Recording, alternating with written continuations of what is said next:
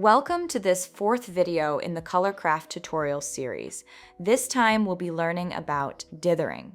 Dithering in pixel art is a technique using alternating pixel patterns, often checkerboards, of two colors to create the illusion of a third color, shade, or smoother gradient without increasing the color palette. It acts as a bridge between color tones, reducing banding and creating textures like stone or rust. To begin, we have the error diffusion group of dithering algorithms, also called the spreading family. Let's go over each of the dithering methods available in ColorCraft. First, we have no dithering, which just shows the standard recolored image. Second, we have Floyd-Steinberg. This is the classic. Spreads error to four neighbors in a simple right and below pattern. Produces smooth gradients but can create visible diagonal worm artifacts on large flat areas. Next one up is Burke's. Burke's spreads to 7 neighbors across 2 rows. Smoother than Floyd-Steinberg on gradients, but slightly heavier. Next one up is Stucky. Spreads to 12 neighbors across 3 rows. Very smooth, good for photographic images, can look a bit busy on small sprites. Next one up is Atkinson. Only diffuses 75% of the error, intentionally drops some.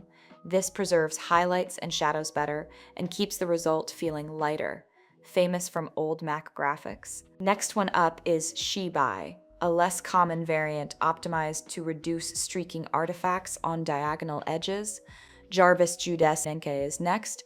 It spreads to 12 neighbors across 3 rows, similar to Stucky but with a different weight distribution. Generally considered one of the highest quality error diffusion methods. Next, we have Sierra. It has a 3-row spread, a balanced middle ground between quality and the visual busyness of JJN Stucky. Then we have 2-row Sierra, a lighter version of Sierra, only 2 rows, faster and slightly less smooth. The last of the error diffusion algorithms is Sierra Light. It has a minimal 3-neighbor spread. Very fast, produces a cleaner look than full Sierra at the cost of accuracy. Then we move on to the ordered dithering, also called the pattern family. These don't track errors, they use a fixed mathematical threshold matrix. The result is deterministic, tileable, and has a visible regular pattern. First off, we have Bayer 4x4, a 4x4 crosshatch / checkerboard-like threshold matrix. Produces a fine, regular grid pattern, very retro look, commonly seen in old Game Boy games. Then we have Bayer 8x8, same idea but an 8x8 matrix, giving a smoother and less visually aggressive version of the pattern with more tonal steps. The next option is Blue Noise. It uses a noise texture as the threshold instead of a grid. The pattern looks random and organic rather than grid-like, so it's far less visually distracting than Bayer on large areas.